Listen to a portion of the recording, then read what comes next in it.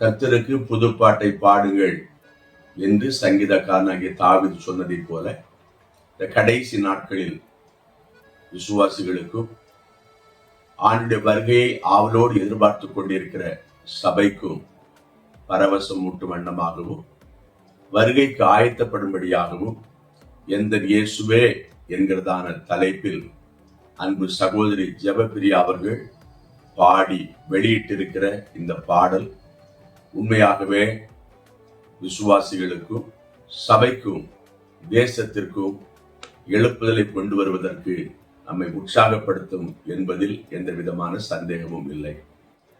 ஜெபப்பிரியாவை நான் சிறு வயது முதல் அறிவேன்.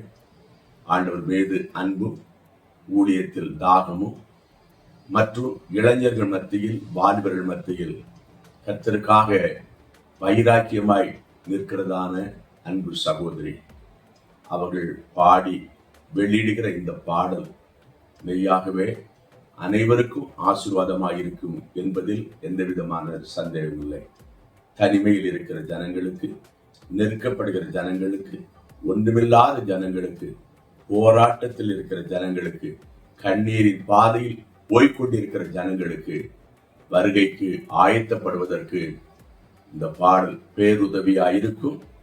அன்பு தங்கை ஜெபப்பிரியாவை சபைகளுக்கும் தேசத்திற்கும் எழுப்புதலுக்கு பயன்படுத்துவார் என்று சொல்லி அவர்களை வாழ்த்துகிறேன். கர்த்தர் அவர்களை இன்னமும் 1000 10,000 லட்சமாய் கோடியாய் பெருக பண்ண ஆண்டவர் உதவி செய்வார் என்று சொல்லி வாழ்த்துகிறேன். கர்த்தருக்கே மகிமை உண்டாவதாக. இந்த பாடலை கேளுங்கள். கர்த்தருடைய வருகைக்கு ஆயத்தமாகுங்கள்.